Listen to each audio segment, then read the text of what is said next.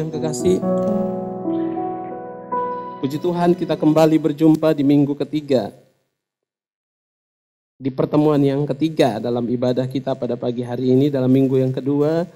Dan biarlah kita tetap ada dalam kondisi yang sehat dan diberkati oleh Tuhan Yesus. Puji Tuhan. Bapak Ibu yang kekasih dalam nama Tuhan Yesus Kristus, sesuai dengan lagu tadi, bahwa kita nggak mengerti apa yang terjadi dalam kehidupan kita, apa yang terjadi di sekeliling kita, tapi satu hal kita tahu bahwa Allah itu peduli dengan kehidupan kita. Oleh sebab itu Bapak Ibu yang kekasih, ketika hari Jumat Agung, hari Sabtu dan hari Minggu, badai seroja yang begitu besar melanda seluruh warga Provinsi Nusa Tenggara Timur. Bapak Ibu yang kekasih dalam nama Tuhan Yesus Kristus, satu hal saya lihat, bahwa Allah tetap mengendalikan semuanya itu. Dari hari yang Jumat, saudaraku yang kekasih, ketika saya masih memiliki hubungan kontak dengan saudara-saudara yang ada di Kota Kupang, kami berbicara, saudaraku yang kekasih, dan ada ketakutan, masih tipis ketakutannya. Karena angin masih melemah, masih ya seperti angin ribut biasa. Yang menggoyangkan angin, menggoyangkan pohon, belum menggoyangkan rumah. Hari Sabtu saya telepon, masih lumayan aman, belum bergemuruh. Hari Minggu saya menghubungi mereka, hilang kontak sama sekali. Saudara, saya hanya dapat memantau lewat Facebook. Saya dari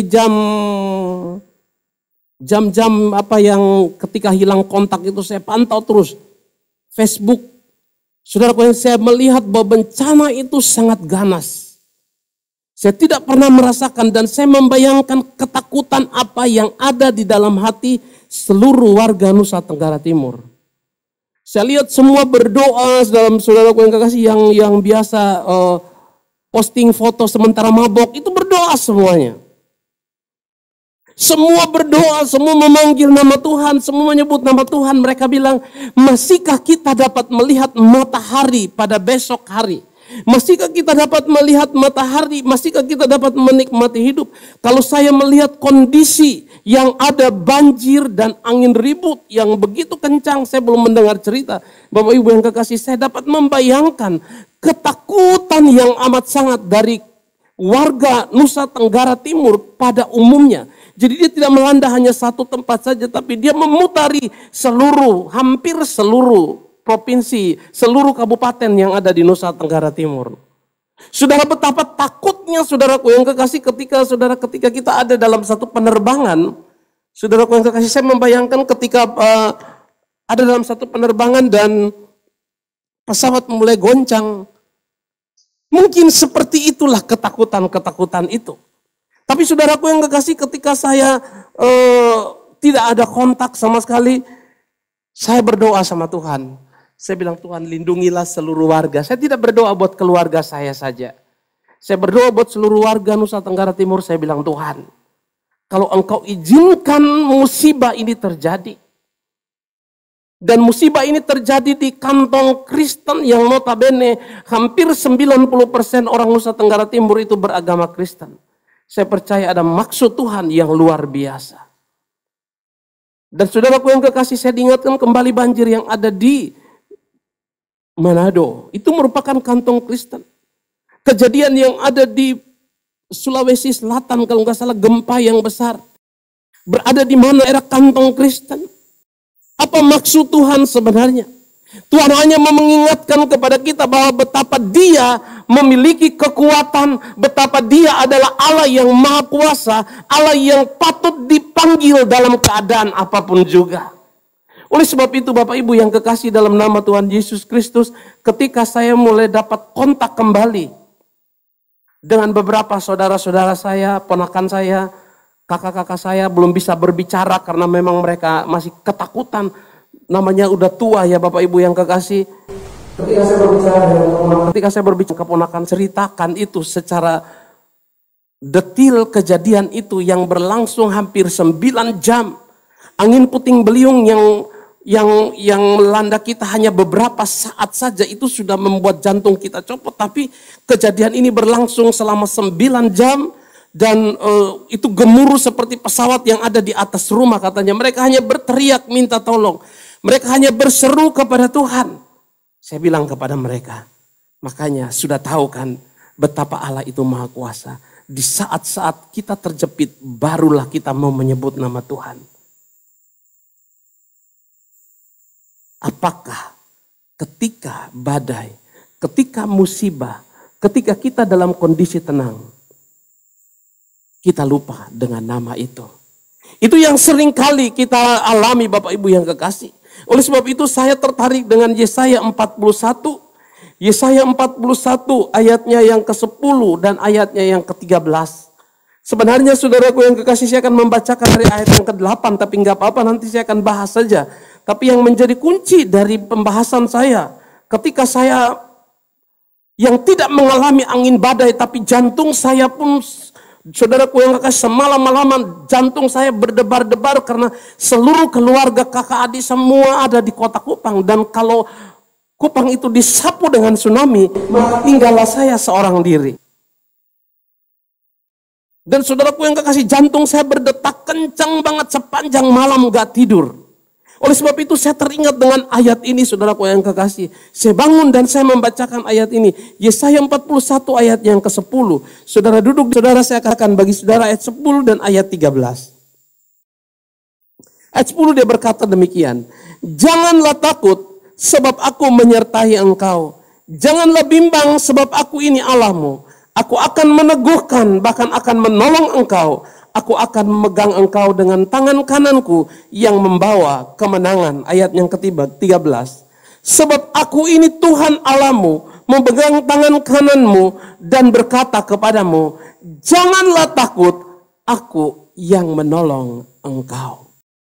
Saudaraku yang kekasih, dalam 2 pembacaan ini ada 2 kali kata jangan takut diulangi. Dalam Yesaya 41 ayat 8 sampai 20 ini Bapak Ibu yang kekasih.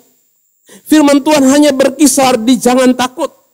Karena ketakutan merupakan bagian dari sifat manusia.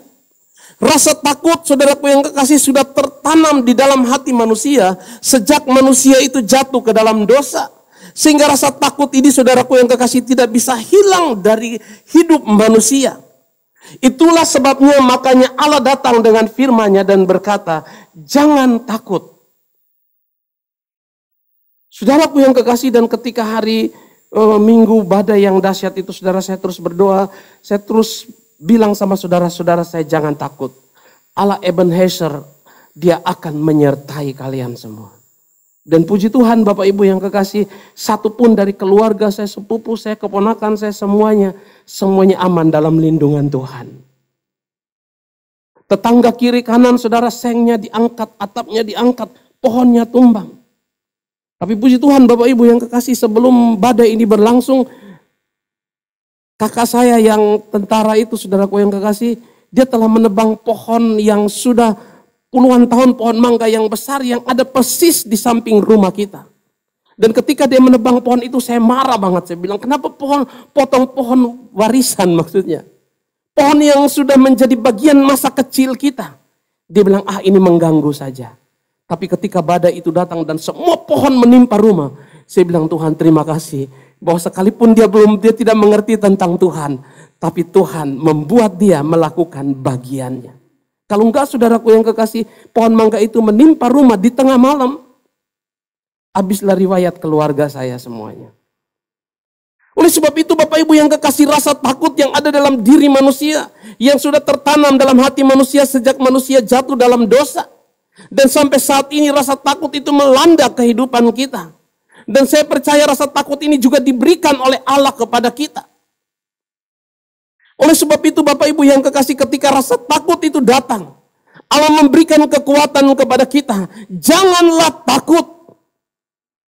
Dalam Yesaya 41 ayat yang ke-8, 9 dan ayat 8 dan 9 dikatakan, tetapi engkau hai Israel hambaku, hai Yakub yang telah kupilih, keturunan Abraham yang kukasihi, engkau yang telah kuambil dari ujung-ujung bumi, ya, dan yang telah kupanggil dari penjuru penjuru-penjurunya, aku berkata kepadamu, engkau hambaku, aku telah memilih engkau dan tidak menolak engkau.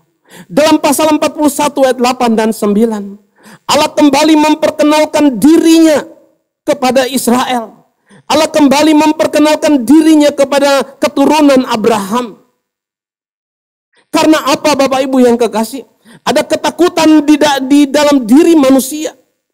Kalau kita membaca keadaan-keadaan yang terjadi dalam bangsa Israel, ketika mereka mengalami perjalanan dari Mesir ke Israel, ada ketakutan-ketakutan yang amat sangat yang melanda hidup mereka.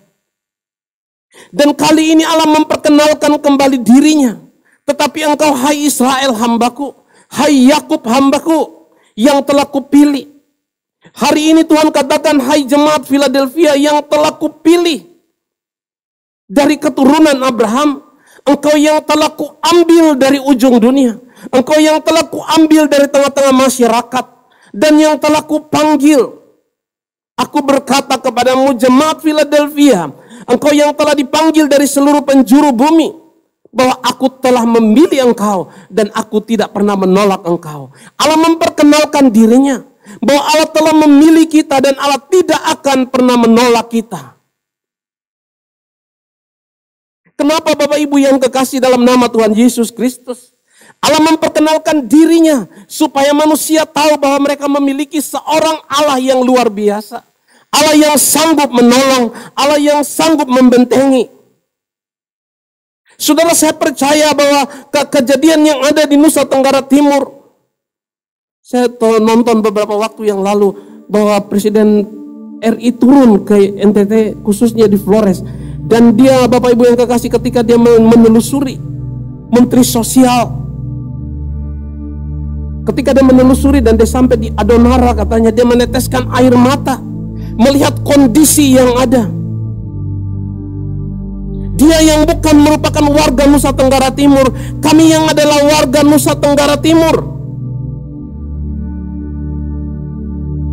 yang merupakan bagian. Mungkin ketika orang lain mendengar berita ini, orang lain biasa saja, suku-suku lain biasa saja. Tapi ketika mengalami ini semua, saudaraku yang kekasih, ketika mereka katakan bahwa kita malam itu sudah menyerahkan hidup kita, dan kita sudah tidak bayangkan bahwa besok kita akan melihat matahari lagi. Kami membayangkan bahwa itulah akhir dari seluruh kehidupan kita. Harta kekayaan tidak dapat menyelamatkan. Bahkan rumah diporak-porandakan. Rumah yang paling mewah, rumah yang paling bagus, pohon yang paling kuat tidak dapat menahan ketika Allah berbicara lewat alam semesta. Oleh sebab itu mereka katakan tidak ada yang dapat kami banggakan.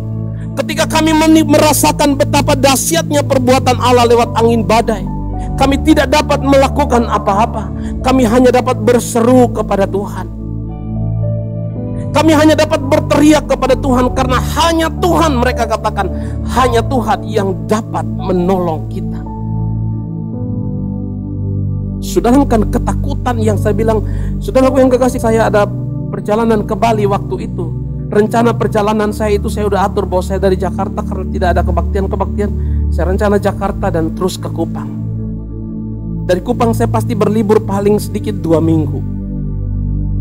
Tapi saudara, Tuhan berencana, sebelum saya ke Kupang, saudaraku yang kekasih, saya memberikan pengumuman kepada jemaat bahwa ada ibadah perjamuan Tuhan. Tapi saya berkekeh terus untuk saya harus ke Kupang. Tapi saudaraku yang kekasih, tidak tahu apa yang terjadi, saudaraku yang kekasih, sehingga ketika hari Rabu teman-teman saya harus pulang ke Jakarta, saya bilang saya ikut. Loh, mereka bilang, kan kamu mau terus ke Kupang, tinggal dekat, sudah sangat dekat. Bali sama Kupang itu sudah sangat dekat. Dan ketika kalau perjalanan kita dari Jakarta ke Kupang, kalau kita sudah sampai di Bali, itu sepertinya kita sudah sampai di Kupang. Saya bilang, enggak, saya mau balik ke Jakarta karena ada perjamuan Tuhan. Saudaraku yang kekasih, dan kejadian itu Jumatnya mulai berlangsung di Kupang. Kalau saya bilang sama saudara-saudara saya, kalau saya ada di Kupang dalam kondisi seperti itu, saya bukan mati karena angin ribut, saya bukan mati karena badai, saya mati karena jantung saya berdetak cepat. Saya mati karena serangan jantung. Dan Tuhan sudah mengatur semuanya itu. Saya percaya Tuhan memperkenalkan dirinya kepada Israel. Dan Tuhan memperkenalkan dirinya kepada kita semua. Tuhan memperkenalkan dirinya kepada warga masyarakat Nusa Tenggara Timur. Bahwa harta benda kekayaan apa saja hari itu tidak berguna. Bayangkan sebelum malam harinya sudah diinformasikan bahwa setiap warga yang ada di Nusa Tenggara Timur harus berjaga-jaga. Gak boleh tidur semalam-malaman. Harus mempersiapkan pakaian seadanya. Surat-surat penting harus siapkan seadanya. Terus saya bilang sama saudara-saudara saya, terus kalau kalian sudah siapkan semuanya itu, terus kalian mau lari kemana? Karena semua tempat bahaya. Ada satu tempat yang perlu kalian lari, yaitu lari di kaki Yesus. Katakan amin. Berlarilah di kaki Yesus. Datang dan berdoalah, minta kekuatan Tuhan. Kalau toh sudah tidak lagi bisa melihat matahari, itu artinya Tuhan sudah mengizinkan hidup itu sampai di situ. Saudara, saya dapat bayangkan bahwa tidak ada kekayaan, tidak ada apapun juga. Bayangkan saudara, rumah-rumah mewah itu terangkat. Ada yang sampai rata, tembok-temboknya runtuh. Tapi herannya, puji Tuhan, saya berdoa, Tuhan tolong keluarga saya. Rumah saya itu rumah tua. Rumah tua yang dibangun dari kayu. Dan atapnya tuh seng biasa. Rumah masih pendek, masih rumah tua di antara bangunan-bangunan yang kokoh. Yang membuat saya heran, semua rumah di kiri kanan yang kokoh, yang tegar, yang dibangun begitu kuat dengan besi-besi baja, semuanya terangkat.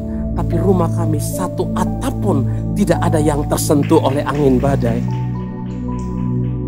Satu pohon pun tidak ada yang menyentuh. Bayangkan angin itu melompati rumah kami dan mengangkat satu rumah yang persis ada di belakang kami. Dari depan rumah, saudaraku yang kekasih, satu rumah ada di depan. Dan dia meloncati rumah kami. Dia mengangkat rumah yang ada persis di belakang kami yang lebih tinggi dari rumah kami. Saya bilang itu mujizat. Mujizat Allah yang berlaku. Saya bilang, saya berdoa semalam-malaman, Tuhan tolong. Saya pastikan rumah saya itu enggak selamat. Angin kecil saja sudah bisa mengangkat rumah itu, apalagi angin badai. Bukan badai lagi, seroja. Oleh sebab itu Bapak Ibu yang kekasih, sepanjang malam itu saya berdoa kepada Tuhan. Tuhan, Engkau memperkenalkan dirimu kepada saya. Lindungi seluruh masyarakat Nusa Tenggara Timur. Saya tidak lagi berdoa buat keluarga saya, karena saya tahu bahwa keluarga saya ada dalam lindungan Tuhan. Oleh sebab itu Bapak Ibu yang kekasih dalam nama Tuhan Yesus Kristus, ketika Allah memperkenalkan dirinya, ketika Tuhan menyertai diri kita, maka saudaraku yang kekasih, apa yang kita terima dari penyertaan Tuhan itu? Kita lihat ayat 11 sampai ayat 13 dari Yesaya 41. Sesungguhnya semua orang yang bangkit amarahnya terhadap engkau akan mendapat malu dan kena noda. Orang-orang yang membantah engkau akan seperti tidak ada dan akan binasa. Engkau akan mencari orang yang berkelahi dengan engkau, tapi tidak akan menemui mereka. Orang-orang yang berperang melawan engkau akan seperti tidak ada dan hamba.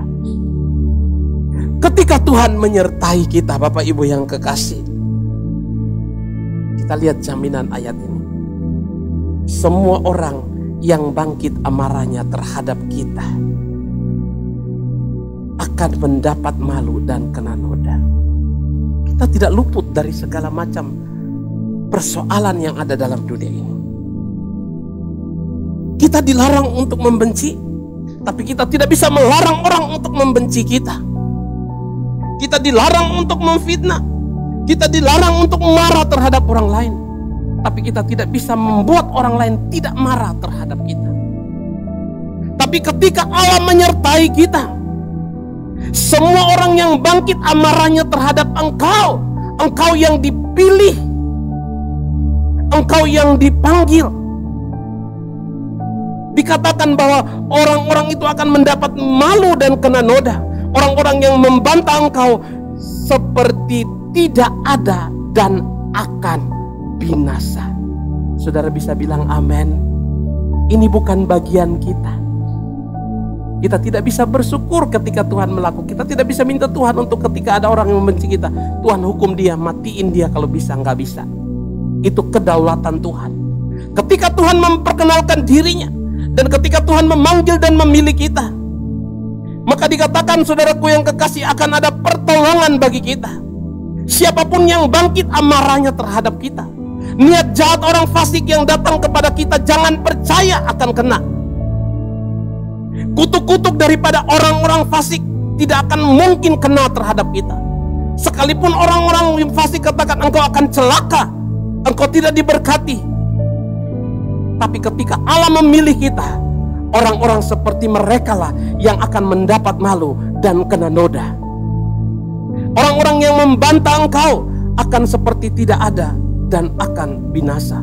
Engkau akan mencari orang-orang yang berkelahi dengan engkau, tapi tidak ada. Mereka sudah binasa. Orang-orang yang berperang melawan engkau akan seperti tidak ada dan hampa. Oleh sebab itu Bapak Ibu yang dicintai oleh Tuhan Yesus, ketika ada persoalan dalam kehidupanmu, percayalah bahwa Allah kita adil. Mata Tuhan tertuju kepada kita. Jangan pernah takut. Di saat badai sekalipun, percaya bahwa kita telah dipanggil oleh Allah, kita telah dipilih oleh Allah, dan kita pasti dibela olehnya. Oleh sebab itu Bapak Ibu yang kekasih, akan ada pertolongan bagi kita. Makanya ketika saya berdoa, saudaraku yang kekasih, untuk saudara-saudara, kepada masyarakat yang ada di Nusa Tenggara Timur, saya berdoa, Tuhan, ini yang ada, ini hanya ini yang dapat saya lakukan. Kami kehilangan kontak. Ketika kejadian-kejadian yang ada di Manado, Bapak Ibu yang kekasih, saya biasa saja karena saya bukan bagian dari Manado. Saya akan turut berprihatin. Tapi ini kejadian sesungguhnya yang terjadi, seperti terjadi dengan darah dan daging, seperti terjadi dengan diri sendiri.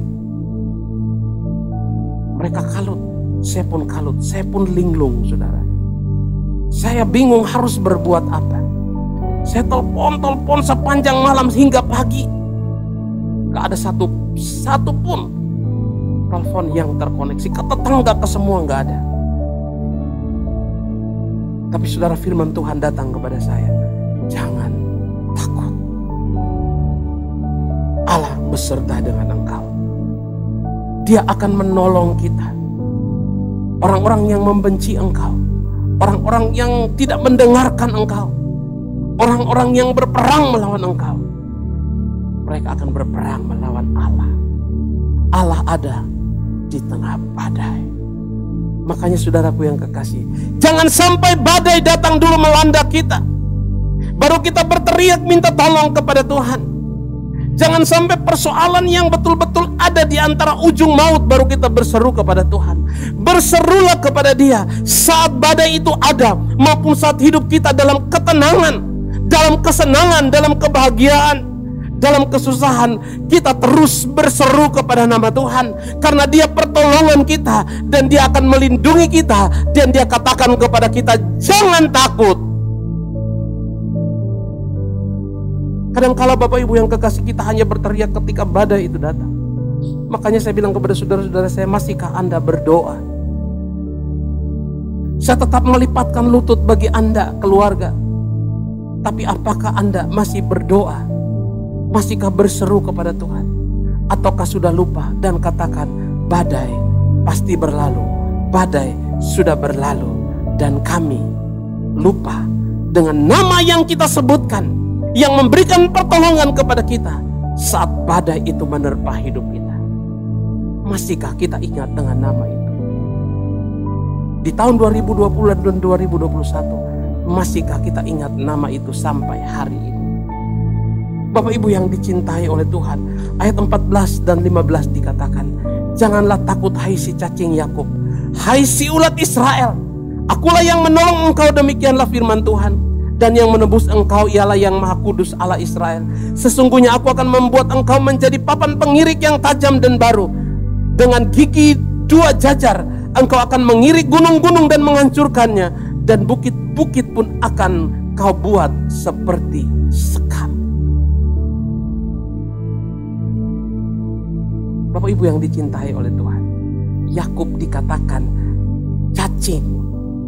Janganlah takut, hai si cacing, hai si ulat, binatang terkecil yang hidup di tanah. Kita dikatakan cacing dan ulat. Kita tidak mampu menolong diri kita. Cacing dan ulat tidak mampu menolong dirinya sendiri. Tapi Alkitab katakan bahwa aku Allah yang akan menolong engkau dan yang menebus engkau. Ialah yang Maha Kudus, Allah Israel. Oleh sebab itu jangan pernah takut. Sekalipun kita cacing dan ulat. Kalau kita mati pun kita dimakan cacing dan ulat. Ibu yang dicintai oleh Tuhan, jangan pernah minder. Kita telah dipilih oleh Allah. Sekalipun kita cacing, sekalipun kita tidak berharga, tapi Allah akan menolong kita karena Dia yang menebus kita. Dia Allah yang Maha Kudus. Sesungguhnya Dia akan membuat kita menjadi papan pengirik. Bapak Ibu yang dicintai oleh Tuhan Yesus Kristus, ketika Allah datang menolong kita, tidak ada satupun juga manusia atau alam yang akan mencelakakan hidup kita jika Allah mau menolong kita. Kesaksian daripada Ibu Lili Setiara di Pelwap kemarin hari Jumat, bahwa dia berpikir bahwa hidupnya sudah berakhir di umur yang ke-48. Itu hari Jumat.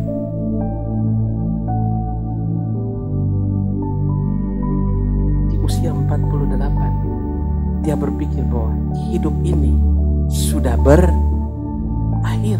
Karena apa, saudaraku yang kekasih? Karena kondisi dan keadaan. Terus dia kena sentilan ringan dari Tuhan. Saya terkejut karena hari Jumatnya, hari Kamis menjelang hari Jumatnya, saudara, ketika saya tidur malam, tumben waktu itu hari Kamis itu saya tidur cepat banget. Ketika saya tidur jam 2 hampir dini hari, saudaraku yang kekasih, napas saya hampir putus. Sudah di tenggorokan saya terkejut bangun dengan napas yang tersisa sedikit sekali. Saya terkejut dan bangun. Makanya orang bilang ketika orang jantung mati meninggal dalam kondisi tidur itu memang betul. Saya terkejut dan terbangun, napas saya sudah saya berusaha untuk mencapai kembali napas saya. Saya berusaha untuk kembali mencapai napas saya, saudara. Beberapa menit, beberapa detik saya berusaha mencapai napas saya kembali. Saya bangun, saya duduk, saya berteriak. Sampai terakhir waktu saya mendapat kembali napas saya berteriak, Tuhan terima kasih. Saya lihat jam 2 kurang sekitar 5 menit. Saya bangun ke tempat duduk saya ke tempat tidur pembaringan saya. Saya duduk dan saya bilang, Tuhan, terima kasih kalau Tuhan masih mengizinkan saya untuk kembali mencapai napas saya kembali. Hampir terakhir, di ujungnya, saudara kasih, udah di ujung, udah sedikit sekali. Saya terburu-buru, saudara, saya duduk, saya sembahyang, saya terima kasih Tuhan, saya minum air hangat. Saudara, dan seperti asam lambung saya naik. Di tenggorokan saya seperti ada zat asam yang sangat asam. Saya tidak bisa tidur lagi. Saya nggak bisa baca Alkitab karena masih jam 2. Saya cuma bisa bilang terima kasih Tuhan. Ternyata berhadapan dengan maut, kita akan melupakan segala-galanya. Saya teringat, saudaraku yang kekasih, sebelum saya terbangun dari tidur saya dengan napas yang tinggal sedikit itu, saya sementara bermimpi. Saya bermimpi bahwa saya dibawa ke satu tempat yang saudara saya nggak tahu. Tapi di tempat itu ada orang yang sangat jahat sekali. Saudara, saya harus balik ke rumah saya. Saya mau pulang ke rumah saya, tapi saya nggak bisa mencapai rumah saya karena ada satu orang jahat yang menghalangi saya.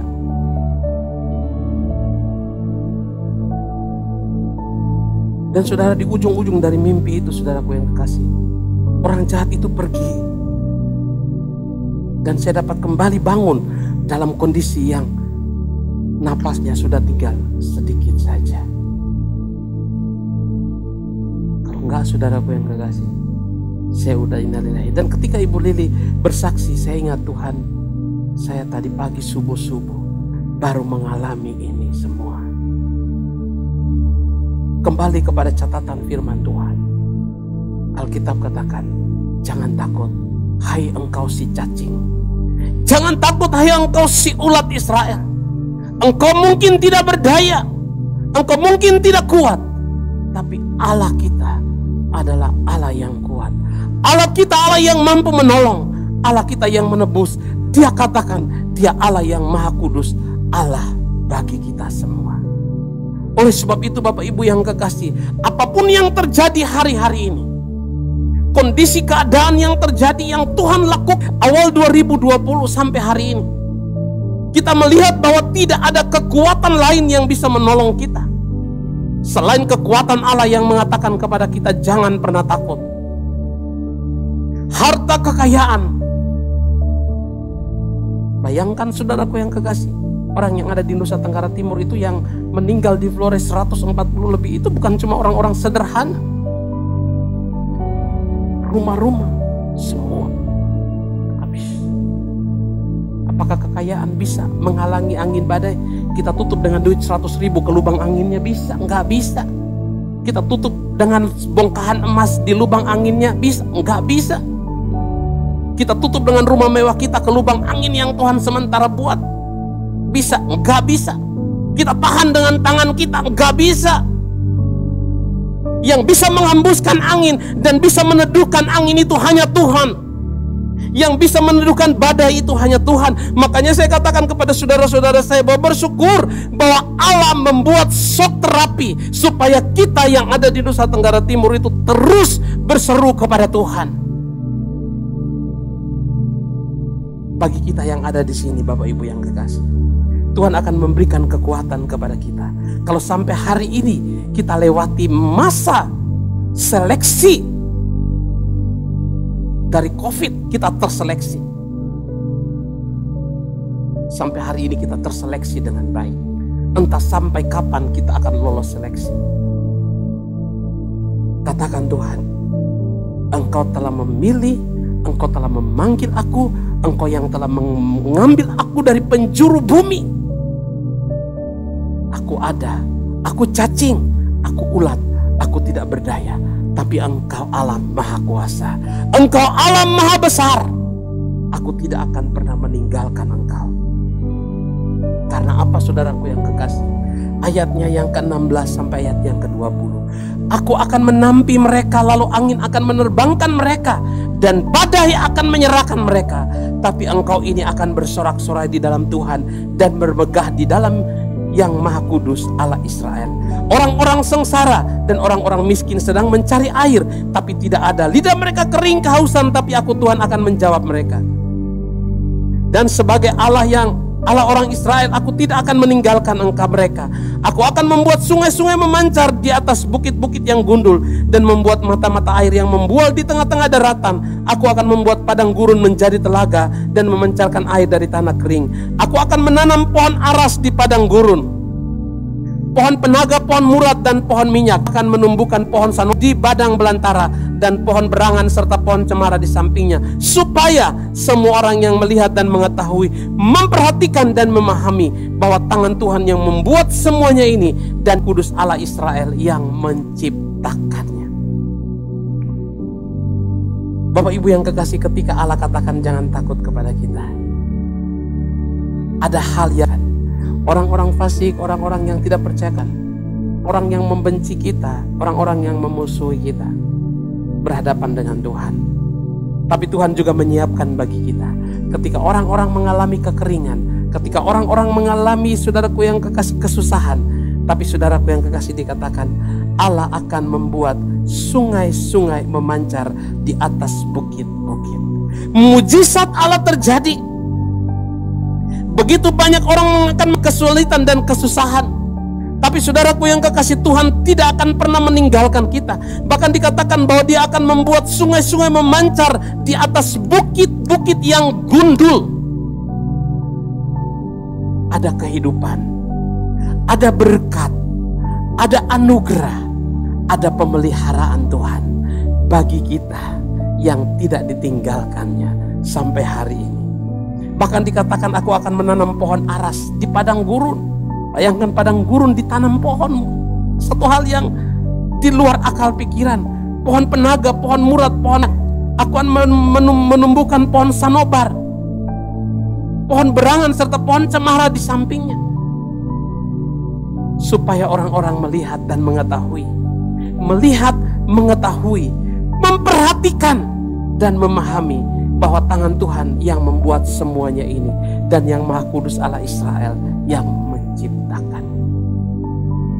Supaya Bapak Ibu yang kekasih, orang melihat apa yang terjadi di sekeliling kita, supaya kita mengetahui, memperhatikan dan memahami tangan Tuhan yang berkuasa. Tidak ada tempat yang aman lagi di dalam dunia ini. Tidak ada tempat lagi yang nyaman di dunia ini.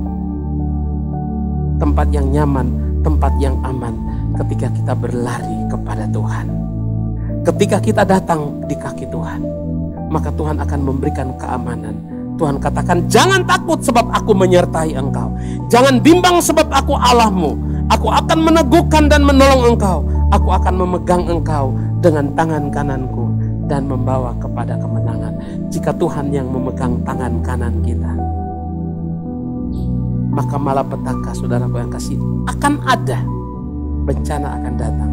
Tapi ketika Tuhan memegang tangan kita, maka kita tidak akan masuk dalam area malapetaka itu. Kita akan diselamatkan. Ayat 13, sebab aku ini Tuhan Allahmu, yang kembali Dia katakan, memegang tangan kananku dan berkata, jangan takut, aku menolong engkau. Jangan takut, aku menolong engkau. Jangan takut bahwa Allah akan menolong kita. Bapak Ibu yang kekasih dalam nama Tuhan Yesus Kristus, rasa takut itu memang melanda kita.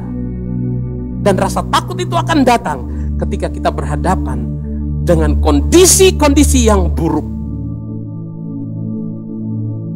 Tapi saya mau katakan kepada Bapak Ibu yang kekasih, ketika kita berhadapan dengan hal dan kondisi buruk, jangan lupa Allah yang memperkenalkan dirinya. Ketika kita ada dalam kesenangan, ketika kita ada dalam ketenangan, ketika kita ada dalam kebahagiaan, dalam kesusahan, ingatlah bahwa ada Tuhan yang memegang tangan kita. Tuhan Yesus menolong dan memberkati kita semua. Kalau kita ada hari ini, saya percaya ini karena mujizat Tuhan. Terus kenal Allah, terus mengenal Dia, terus cintai Dia, terus ada di dalamnya, terus berpengharapan kepadanya. Karena hari-hari ini, harta kekayaan apa saja tidak ada yang dapat menolong kita selain daripada Tuhan kita Yesus Kristus. Dikatakan Dia akan memegang tangan kita. Puji Tuhan, Tuhan Yesus memberkati kita semua.